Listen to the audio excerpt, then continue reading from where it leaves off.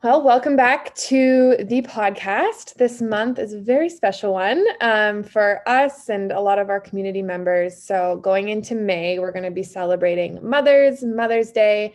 And so in doing so, really excited to sit down with Kat. We haven't really kind of touched base or caught up on the whole pregnancy journey in quite a while. So it'll be nice to kind of talk through your postpartum experience so far. Later on this month, we'll sit down with Claire, one of our other MTMM coaches, who is a mother of three. So we'll get some good insights from her as well. So yeah, Kat and I have started to work together again over the past few months as she hopped back on program. So it's been really interesting and eye-opening to kind of go through this experience with her to an extent. So I thought it would be a good opportunity to share with the rest of the community as well.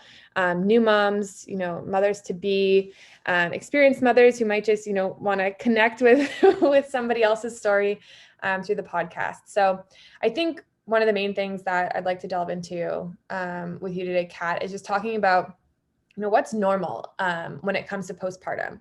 I know there's so many symptoms and things that we hear about, experiences that we hear about. But for a mother who's just recently gone through all of this, kind of what is your, take on it all? Like, is there, a playbook that's like, okay, this is what you can experience, or this is what you can expect to experience, or is it just completely like way off of what you ever imagined it to be? I'm going to say no playbook. So, I think that super important to kind of put out there at the outset is I am going to be speaking mostly from personal experience today, probably mix in a little bit of professional experience. And then also, being in my mid-30s, I have a lot of friends who have had babies recently as well. And so might kind of grab some snippets from here and there. But I think it's super important to recognize that there is no one set course postpartum, that every woman and family is going to have a totally unique experience. And especially, I think, too, really important to acknowledge, and having seen this with a couple of my friends and clients recently, is that every pregnancy and baby is totally unique as well, right? So I think it can be super easy to get into the trap of you've had the one baby and your learning curve is through the roof and you feel like you've gained so much experience, and you have, but that doesn't mean your second experience isn't going to be completely unique. It could be completely different from the first. So yeah, I would say that there's no kind of playbook. There's no, by this date, you should be feeling this. And the one exception I would say is that we often hear about kind of the fourth trimester, and that is very real. So the kind of first 3 to 4 months after giving birth, that there's still so many physiological changes going on for both you and for Bubs. And then, of course, schedule changes, routine changes, all of that sort of thing, that the fourth trimester, I think recently we've gotten better at acknowledging that and providing support through it, but it still is arguably, you ask women and say, what was harder, the third trimester, the fourth trimester, and you're probably going to get a lot of people in each camp, right? So it's just such an immense period of change, and recognizing that journey through the fourth trimester, no, there absolutely is no normal. I think there's a lot of things that we can get into that are often experienced, but which are not normal and which need to have some attention paid to them. But there's no set course at all. Yeah. And I think that's something that we've kind of touched on as well in the past month or so, is how do you know when something isn't normal and when you do need to seek help for something, whether it be medical, whether it be mental, whatever, psychological, whatever it may be. If there's no rule book or no playbook, or, okay, these are the symptoms you're going to experience, these ones might be less common. There's not even that. How are you supposed to know when to reach out, when to get help, when to look into resources and that sort of thing, right? Any insights on that? I think the best thing that you can do is set up a check-in system before you give birth. So that might be with your partner, that might be with a friend, that might be with a healthcare provider. For a lot of my clients, that has been me, right? Because it's I'm talking with them every 2 weeks. I kind of get a different view of what's going on in their life, and we can kind of touch base, but set up something where you've designated and you've actually acknowledged that, hey, I'm going to be checking in with you regularly. because it can be very insidious and it can be very difficult to discern what's normal and what's not. We talk a lot about postpartum depression and postpartum anxiety. And one of my friends to me the other day said something that was really valuable. And that was like, we think it's like a dichotomy. We think it's like you have postpartum depression or you don't, or you have postpartum anxiety or you don't. And that is not the case, I don't think. I would say that I did not experience postpartum depression or anxiety, but I definitely had moments of anxiety, and I definitely had intrusive thoughts, and kind of looking at it now, I still wouldn't classify it as those kind of clinical classifications, but you talk to women and you find out how universal it is to have these like very strange thoughts. Like, I had this huge fear of like Mattea falling and hitting her head on concrete, which incidentally, she did fall out of the pram and hit her head on the concrete. She's totally fine. It was fine. But and that is apparently a super common, very intrusive, very anxiety provoking fear for a lot of women. But given that it was like this one isolated kind of thought that I was having, I was like, well, that's not postpartum anxiety, right? When you talk about things like, again, I was talking to a friend about this the other day, kind of on day 3 to 5 postpartum, about the time your milk comes in, a lot of women, that's when they experience this overwhelming sense of depression, sadness, anxiety. A lot of them will be super tearful, and it's just that huge hormonal surge. And that in and of itself is self-resolving, and that's very different from postpartum depression or anxiety. But you can have that, and you still need to address that and check in and maybe talk that out. And just because you don't have this overarching experience doesn't mean that we don't still need to attend to that, right? Mm-hmm. Again, I know for me, like, I didn't ever have that, but I did have, probably in days, like retrospectively looking back on it, in days 3 through 5, at 4 p.m., I would go and lie down in the bedroom and be in the fetal position, just a ball of anxious nerves, like, what have we done? And it would be like, and I would just sit there and I would lie there in bed and I would say to myself, it's okay, you have Ben, like, you guys are going to get through it together, you're going to figure it out together. And like in an hour, that would pass and I'd be fine. I'd get up and go about my day, and it only lasted for a couple of days and then that was it. So it was a very different response than a lot of women have, but that same hormonal surge. And so I think that I was able to tell Ben about that right away. I was like, it's 4 p.m., it's time for my freak out. Gotta go. Right on schedule, as Kat always says. Yeah, always.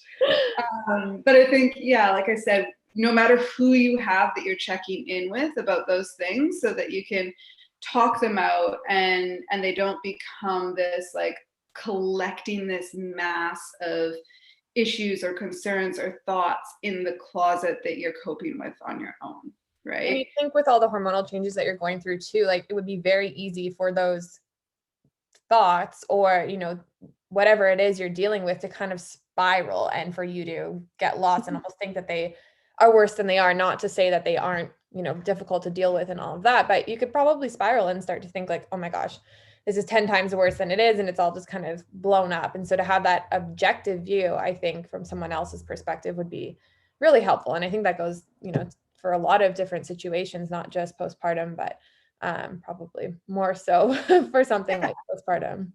I think it's really important that you have someone who can objectively look at it and be like, oh, I think we might be starting to deal with some postpartum depression or anxiety issues, or no, we're not there, but you've got some stuff that you need to talk about and kind of get off your chest and help you work through, right? And it might not fall into those classifications, but it's still really important to kind of get that out, because I think, sorry, I'm having an asthma flare up too as we do this. I think that like there's just so much coming your way in that period, and so much change that if you don't have someone to check in with, it can become very overwhelming very easily, right? So that would be like my number one thing, is like, and also set that up in advance, because it's a lot harder when you're in the moment or you're just tired and you just don't feel like talking, right? Yeah. It's just nice to have someone check in and be like, how you doing? How much is your kid annoying you? Like whatever, you know, whatever it is, something that's easy, right? Yeah.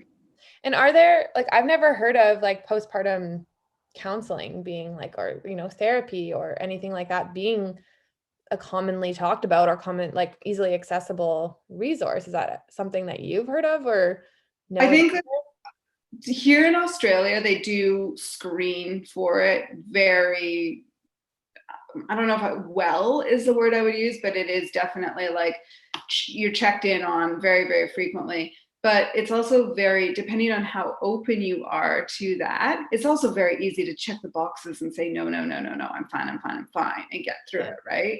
I know every maternal child health visit I had to complete like a questionnaire on it. And I was like, I'm fine, right? So it is accessible, but I also think that,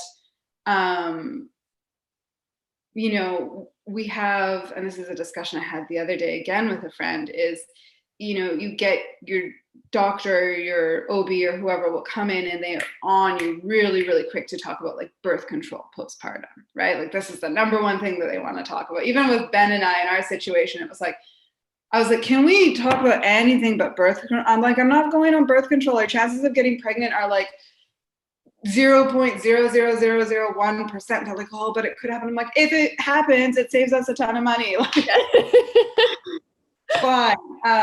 So they really want to talk about that. But I think birth trauma is the other thing, you know, like totally separate from postpartum anxiety and depression. I think a lot of women experience a very high degree of birth trauma.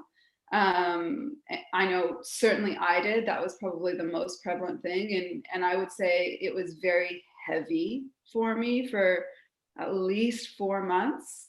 And my fear around, you know, Ben and I were having conversations about when we were going to have our next one and when we're going to do another cycle and are you ready to be pregnant again and all of these things. And it was like, I don't want to be pregnant again. Like I don't think I'm ever going to be ready, but I'll do it.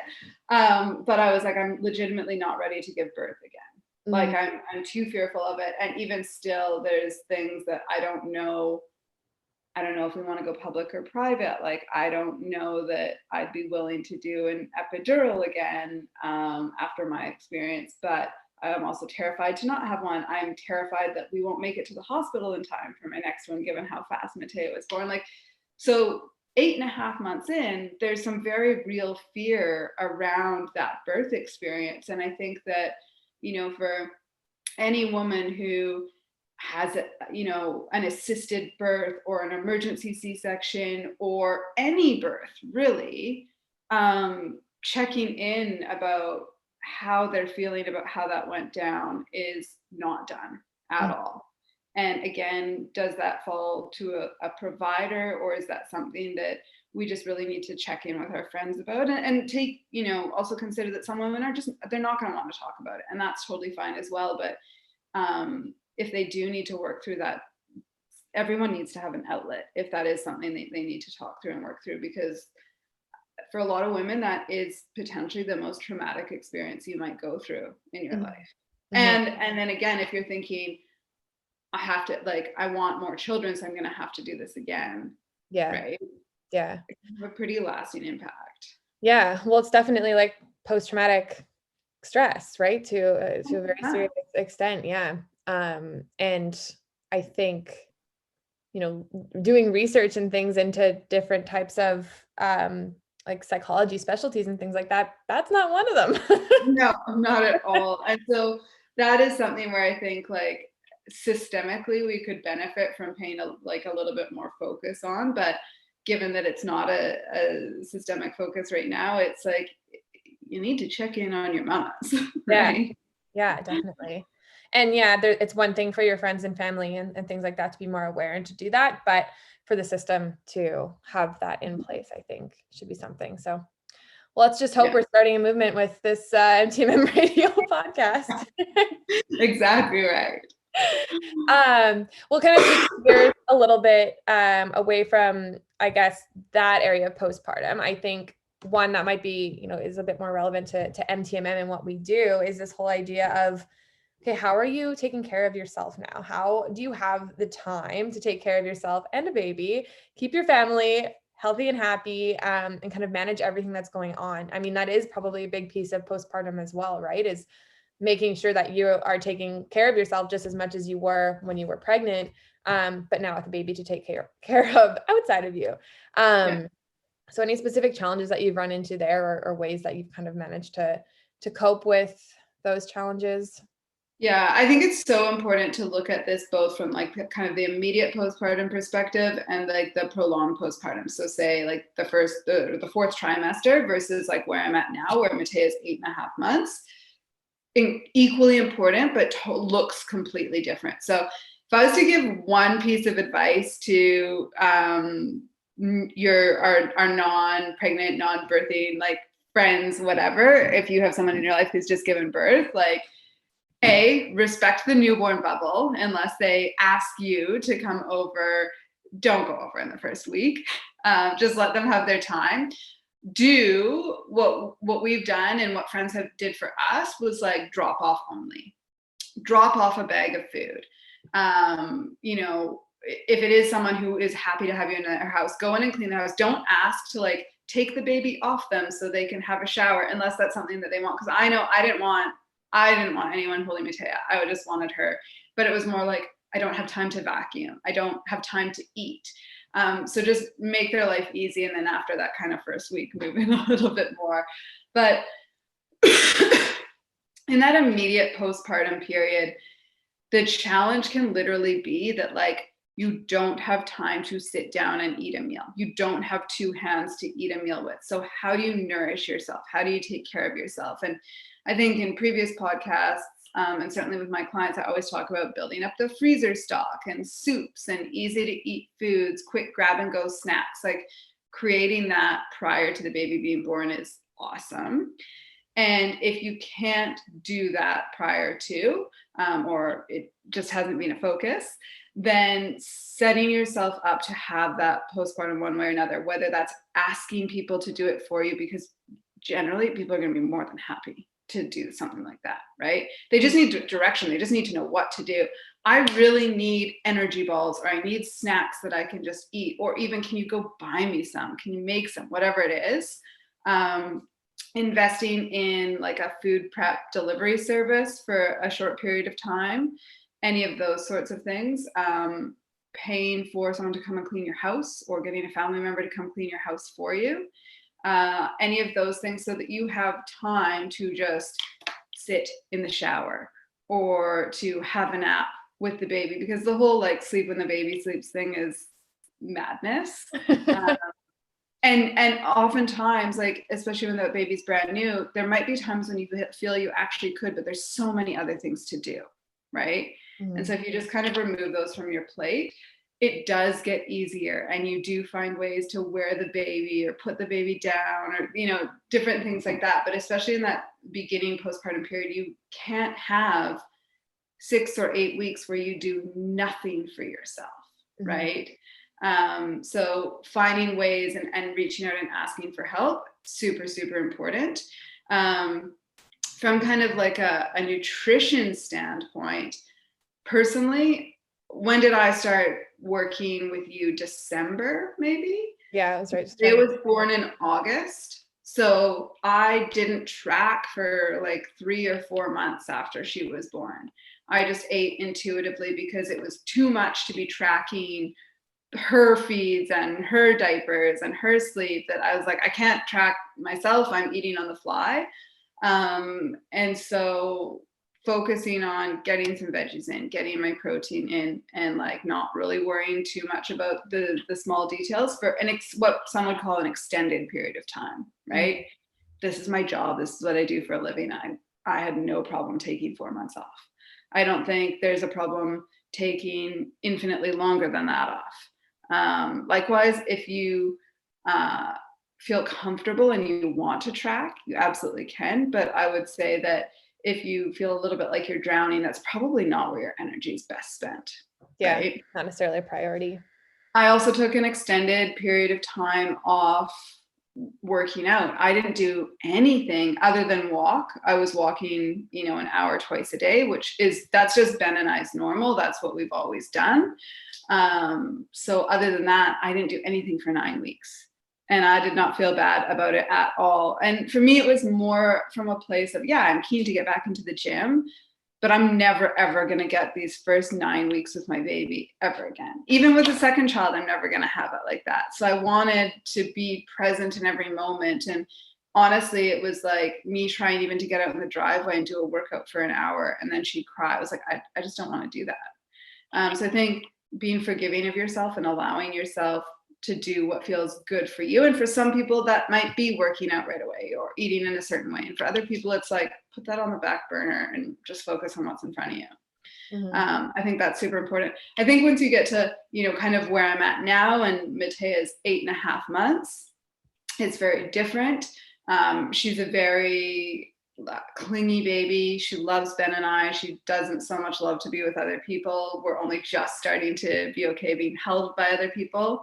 But kind of an hour to 2 hours is the most we can get on our own. And so now it's learning, okay, what's my priority? What makes me feel the best? Is it getting my hair done, getting my nails done, going for massage, going to the gym, making recipes that are like new and exciting and something that I actually want to eat? Whatever your thing is, you need to sit down with your partner and kind of block off times where you each get some of that. I think it's super important that we don't forget the dads in this as well, right?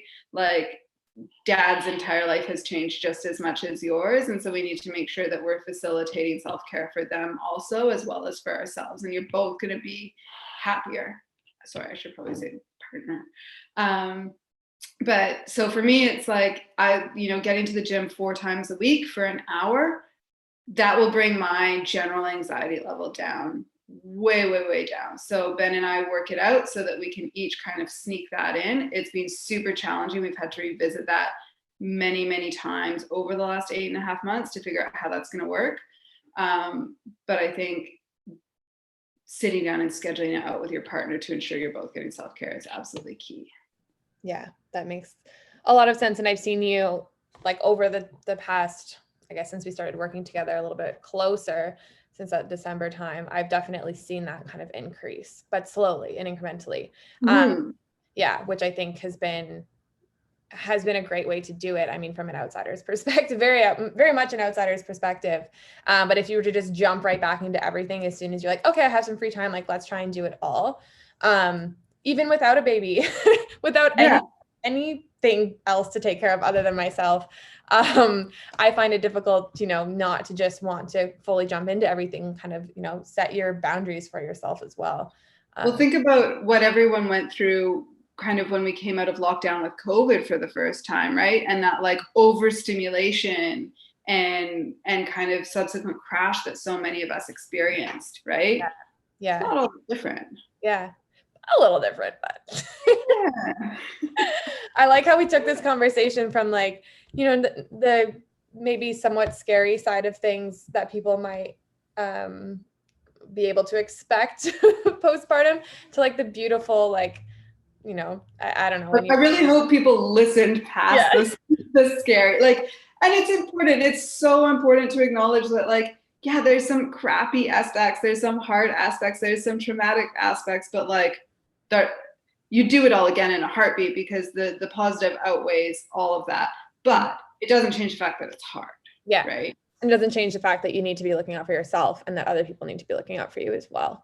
Which is super important. Well, but thank you. This has been really insightful. I'm sure a lot of people will agree with myself on that subject. But yeah, I think there's gonna be a lot of takeaways, and, this whole month is just a small sliver of, the appreciation we want to share with all of the moms to be, everything, for everything that they do. And, and just always flabbergasted by how much you guys can get done. And it's been I've had such an amazing opportunity to be able to watch you guys from as close as I possibly can, over the last 8 months. And prior to that as well, raising Mattea. I can't wait to meet her in person one day. But yeah, you are a superwoman. And I'm so excited to kind of sit down and listen to the podcast that you're going to do upcoming with Claire, because whilst this is like, hey, I've got a relatively fresh postpartum experience, I think that Claire is going to be able to give us so much too for kind of the next stage in the next very many years, right? So the foreseeable future. Yeah, it'll be exciting. It'll be good. Yeah, it will be. So grateful to have such amazing, strong women on our team. And Mattea is one lucky little bean. She's surrounded by a lot of very strong women. So yeah, she definitely is. And a big shout out to all of the moms in the community as well. It's been a big year for new moms in the MTMM community. Too many that we can't shout them all out, but we are thinking about all of you throughout this month and beyond. So yeah, thanks for taking us along with your journeys, and you too, Kat. Thank you for sharing everything that you have so far, and it's not the end. Always. Absolutely. All right. That's the next one.